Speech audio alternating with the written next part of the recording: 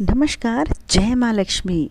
अगर आज आपने शरद पूर्णिमा पर ये उपाय कर लिया तो इस वीडियो को देख लिया तो आपकी तमाम परेशानी दूर होने वाली है, ख़त्म होने वाली है और किसी वीडियो को देखने की ज़रूरत बिल्कुल भी नहीं पड़ेगी। इस वीडियो में शरद पूर्णिमा की जो भी है संपूर्ण जानकारी आपको मिल जाएगी। आप कहीं मत जाइए, बस भरोसा रखें, क्योंकि मैंने शुरू में ही बताया है कि शरद पूर्णिमा पर यह वीडियो आपका भाग्य बदल देगी। मंत्र को किया जाता है सिद्ध, रुद्राक्ष से जुड़ी बात भी जानेंगे। क्या है मंत्र, यह भी जानेंगे जो हमें सिद्ध करना है। शरद पूर्णिमा की रात क्यों बनाई जाती है खीर, यह जानेंगे। इस खीर को खाने से लाभ एवं शरद पूर्णिमा की जो संपूर्ण जानकारी है, संपूर्ण जानकारी आपको बिल्कुल यहाँ मिल जाएगी, तो बिल्कुल भी मिस मत करिएगा। शरद पूर्णिमा पर खीर बनाने की परंपरा काफ़ी समय से चली आ रही है। रात को चंद्रमा की रोशनी में दूध से बनी खीर रखी जाती है और फिर उसे माँ लक्ष्मी को भोग लगाकर शुभ प्रसाद के रूप में आप सभी लोगों को बांटा जाता है। तो आज हम बताने वाले हैं कि यह जो खीर है इसे खाने से क्या लाभ होता है। वास्तव में हमें शरद पूर्णिमा के दिन चांद की रोशनी में क्यों खीर रखना चाहिए, संपूर्ण जानकारी वीडियो में विस्तार से। अश्विन मास की पूर्णिमा को शरद पूर्णिमा कहते हैं। यह इस साल 2024 में 16 अक्टूबर को पड़ रही है, जो कि बुधवार का दिन है। शरद पूर्णिमा की रात को चांद की रोशनी की जो रात कहा जाता है, इस दिन खीर बनाकर रखने की परंपरा काफ़ी लंबे समय से चली आ रही है और मान्यता है कि शरद पूर्णिमा की रात को चंद्रमा की किरणों से अमृत वर्षा होती है। इससे खीर बनाकर कुछ घंटों के लिए चंद्रमा की शीतल जो रोशनी है उसमें रखना चाहिए, फिर इसका सेवन करना चाहिए। मान्यता है कि शरद पूर्णिमा की रात को ही भगवान श्री कृष्ण ने महारास किया था। भगवान श्री कृष्ण ने बंसी बजाकर गोपियों को अपने पास बुलाया था और ईश्वरी अमृत पान कराया था। अतः शरद पूर्णिमा की रात को हमारे हिंदू धर्म में विशेष स्थान होता है। इस रात को चंद्रमा अपनी 16 कलाओं के साथ पृथ्वी के सबसे नज़दीक होते हैं। देखिए, ध्यान से सुनना। जब द्वापर युग में भगवान श्री कृष्ण का जन्म हुआ था, तब माँ लक्ष्मी राधा के रूप में अवतरित हुई। भगवान श्री कृष्ण और राधा की अद्भुत रासलीला का आरंभ शरद पूर्णिमा के दिन ही माना जाता है। शरद पूर्णिमा के दिन चंद्रमा सभी 16 कलाओं के साथ पृथ्वी के नज़दीक होता है। भगवान विष्णु के अवतारों में से केवल भगवान श्री कृष्ण ही हैं जिन्हें 16 कला समाहित हैं। तो जब भगवान श्री कृष्ण भगवान विष्णु के समस्त अवतार हुए, इनमें भगवान श्री कृष्ण ही एक ऐसे अवतार माने गए हैं जिनमें 16 कला का समावेश है, जबकि भगवान राम का जन्म केवल 12 कलाओं के साथ हुआ था। ज्योतिष की मान्यता के अनुसार शरद पूर्णिमा के दिन चंद्रमा की किरणों में उपचार करने से शक्ति विद्यमान होती है, जिसमें अमृत वर्षा देखने को मिलती है। अभी तक वीडियो को लाइक नहीं किया है तो लाइक कर लीजिए, चैनल को सब्सक्राइब कर लीजिए, कमेंट बॉक्स में जय माता लक्ष्मी लिखना न भूलें और हाँ बोलें भी। आप लोग अगर यौवन प्राप्त करना चाहते हैं, आजीवन कभी बुढ़ापा नहीं आए, तो ऐसा तरीका इस वीडियो के माध्यम से शरद पूर्णिमा के दिन प्राप्त किया जाने वाला तरीका है, जो कि दशानन रावण स्वयं करते थे। तो परंपरागत के अनुसार जो शरद पूर्णिमा की रात होती है, इस दिन गाय के दूध की बनी हुई खीर या अन्य मीठे व्यंजन जो है इस रात चंद्रमा की जो खुली चांदनी है उसके नीचे आप लाकर रख सकते हैं और रखना चाहिए। जो व्यंजन होता है इसमें अमृत की शक्ति होती है और शरद पूर्णिमा के दिन चंद्रमा का बहुत अधिक महत्व माना जाता है। जो व्यक्ति पूर्णमासी उपवास का संकल्प लेता है, ऐसे व्यक्ति शरद पूर्णिमा के दिन उपवास प्रारंभ कर सकते हैं। ऐसा माना जाता है कि शिव भक्तों के लिए शरद पूर्णिमा का विशेष महत्व होता है। मान्यता है कि भगवान शिव और माता पार्वती के पुत्र जो कुमार कार्तिकेय हैं, यह शरद पूर्णिमा के दिन ही उनका जन्म हुआ था। इसी कारण इन्हें कुमार पूर्णिमा के नाम से भी जाना जाता है।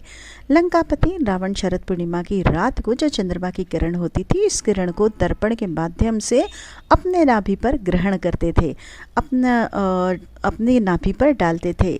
इससे ग्रहण करने से क्या होता था कि वह जो है यौवन शक्ति को प्राप्त हो गए थे। इसलिए देखा जाए तो रावण काफ़ी कम उम्र में चौकड़ी राजा के बाद जो 16 युग जीने के बाद उनका शरीर रोगों से मुक्त और दोषों से मुक्त और यौवन भरा रहा। जो कि पुनर्यौवन प्राप्त करना चाहते हैं आप, अगर आजीवन आपको बुढ़ापा न आए तो आप अपनी नाभि पर शरद पूर्णिमा की किरण पड़ने दें। बिल्कुल ही आजीवन आपको बुढ़ापा नहीं आएगा। लेकिन यह भी कहा गया है कि शरद पूर्णिमा की रात 10 बजे से लेकर रात्रि 12 बजे के मध्य अगर कोई व्यक्ति कम वस्त्रों में घूमता है, थोड़े से कम वस्त्र पहनिए ताकि रोशनी चंद्रमा की आपके शरीर पर पड़ सके, तो ऐसे व्यक्ति को ऊर्जा की प्राप्ति होती है। ऐसे व्यक्ति को बुढ़ापा कभी नहीं आता, ऐसे व्यक्ति को रोग दोष छू भी नहीं पाता है। यह उपाय आप करके देख सकते हैं। पौराणिक मान्यता के अनुसार शरद पूर्णिमा के दिन माता लक्ष्मी का अवतरण हुआ था। जी हाँ दोस्तों, जब समुद्र मंथन हुआ था तो समुद्र मंथन के साथ माता लक्ष्मी का जन्म हुआ था। समुद्र मंथन में शरद पूर्णिमा के दिन ही माँ लक्ष्मी निकली थी। समुद्र मंथन में इस दिन अमृत भी निकला था। ब्रह्मदेव ने इंद्रदेव को कहा कि प्रत्येक वर्ष आने वाली शरद पूर्णिमा के दिन आप बिल्कुल ही अपने किरणों के माध्यम से पृथ्वीलोक पर भूलोक पर अमृत वर्षा जरूर करना। और यह जो अमृत वर्षा है स्वयं चंद्रदेव अपनी किरणों के माध्यम से पृथ्वीलोक पर करते हैं। इस अमृत वर्षा से लोग रोग एवं दोषों से मुक्त हो जाते हैं। इसलिए शरद पूर्णिमा की रात को कम वस्त्र पहनकर घूमना चाहिए ताकि आपका यौवन बना रहे, रोशनी आपको प्राप्त हो सके। अब हम आपको एक चमत्कारी प्रयोग बताने जा रहे हैं जिसका आजीवन यौवन शक्ति प्राप्त करना, बुढ़ापा आपको छू भी नहीं पाएगा। चलिए इस वीडियो में जानते हैं शरद पूर्णिमा की रात को क्या करें क्या ना करें। अभी ध्यान से सुनना। शरद पूर्णिमा की रात इस दिन नेत्र ज्योति बढ़ाने के लिए क्या करना है। शरद पूर्णिमा की रात 15 से लेकर 20 मिनट तक चंद्रमा की को आपको देखना है या अभ्यास करना है, कम से कम 15 से 20 मिनट तक। इस दिन अगर आप चंद्रमा को देखते हैं या बिल्कुल ही ध्यान से देखते हैं तो जो नेत्र की पलक है उसको नहीं झपकाते, बंद नहीं करते, तो आपकी आंखों की जो ज्योति है बढ़ जाती है, जैसे दृष्टि प्राप्त हो जाती। ऐसे हमारे धर्मशास्त्रों में लिखा है।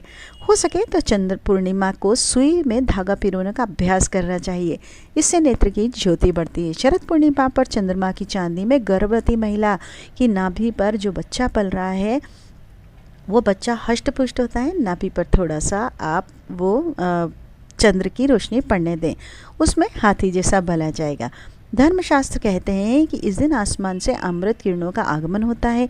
इन किरणों में कई तरह के रोग नष्ट करने की क्षमता होती है। ऐसे में जहाँ इन किरणों से बाहरी शरीर को लाभ मिलता है वह शरीर की भीतरी और आंतरिक अंगों को भी लाभ पहुंचाने का काम करता है। इसलिए आप खीर को चंद्रमा की रोशनी में रखकर बाद में इसे खा सकते हैं।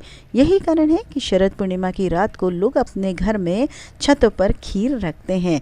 इस खीर को खाने से अगर किसी को लंबे समय से कोई बीमारी है तो बीमारी ठीक हो जाती है। खाट पर पड़े जो व्यक्ति हैं जो कि चलने में भी असमर्थ हैं, समर्थवादी नहीं है, उन्हें यह खीर खिलाने से धीरे धीरे कुछ दिनों के भीतर उनके जो रोग हैं वह ठीक हो जाते हैं। ऐसे व्यक्ति जो खाट पर पड़ा है, ऐसे व्यक्ति चलने फिरने में भी समर्थ नहीं होते, अमृत समान बल आ जाता है। ध्यान से सुनना।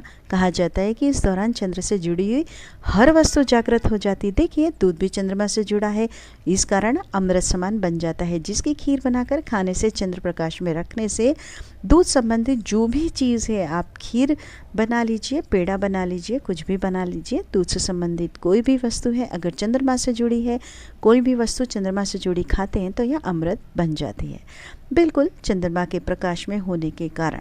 ठीक है। यह मान्यता भी है कि शरद पूर्णिमा के दिन दूध या खीर का प्रसाद वितरण करने से चंद्र दोष दूर भी होता है, माँ लक्ष्मी की कृपा प्राप्त होती है। इसलिए कुछ स्थानों पर सार्वजनिक प्रसाद बांटा जाता है। और अगर इस दिन आपके परिवार जीवन में, वैवाहिक जीवन में कोई परेशानी आ रही है तो चंद्रमा के दोष के कारण, चंद्र से जुड़े कोई दोष का कारण बना है, वैवाहिक जीवन में परेशानी है, कोर्ट कचहरी का कोई मामला चल रहा है, तो किसी भी प्रकार का जो लंबे समय से वैवाहिक जीवन का आनंद नहीं मिल पा रहा है, तो शरद पूर्णिमा के दिन आप जो खीर है उसको ज़रूर खाइए। फिर शरद पूर्णिमा की रात्रि में कम से कम वस्त्रों में घूमें और इस दिन जड़ी बूटी को चांद के प्रकाश में रखने से वह जागृत हो जाती हैं। हम हर दिन बोलते हैं जागृत चीज़ हमेशा फल देती है, तो हो सके तो आप चाहें तो तुलसी की जड़ को रख सकते हैं, रुद्राक्ष को रख सकते हैं। इस दिन रुद्राक्ष को रखने के बाद आप धारण करते तो वह रुद्राक्ष सिद्ध हो जाते हैं।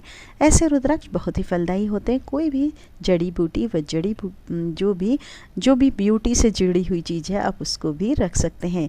ताबीज़ बनाकर पहन भी सकते हैं, जागृत हो जाते हैं, सिद्ध हो जाते हैं, आपको काफ़ी फलदायी प्रदान करने वाले बन जाते हैं।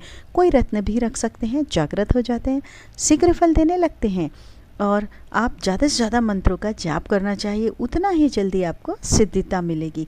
कोई मंत्र आप जाप कर रहे हैं, लंबे समय से मंत्र सिद्ध नहीं हो पा रहा है, मंत्र आपको फल नहीं दे पा रहा है, तो शरद पूर्णिमा के दिन ऐसा माना जाता है कि केवल शरद पूर्णिमा के दिन बड़े से बड़े 108 बार मंत्रों का आप जाप कर लेते हैं तो मंत्र सिद्ध हो जाता है और आपको तत्काल फल देना शुरू कर देता है। बहुत से लोग शरद पूर्णिमा के दिन मंत्र जागृत करते हैं। अगर आप इस दिन माँ लक्ष्मी की कोई भी मंत्र जैसे कि ओम श्रीम श्रीयै नमः, इसका भी जाप करते हैं मंत्रों का, तो अति शीघ्र यह लाभ देना शुरू कर देता है। इसमें कोई भी बीज मंत्र है, सावर मंत्र है, इस मंत्रों का जाप करते हैं तो यह फल देना शुरू कर देते हैं। इस दिन शरद पूर्णिमा के दिन माँ लक्ष्मी उल्लू पर सवार होकर पृथ्वी लोक पर प्रत्येक मनुष्य के द्वार पर जरूर आती हैं। इसलिए इस दिन कभी भी अपने घर के दरवाज़ों को बंद नहीं करना चाहिए, क्योंकि रात्रि अगर जागरण आप करते हैं तो रात्रिकालीन 9 से 3 के बीच में आपके द्वार को जरूर खोल कर रखिए, क्योंकि खुले द्वार पर माँ लक्ष्मी बिना पूछे प्रवेश कर जाती हैं। जय माँ लक्ष्मी, जय नमस्कार।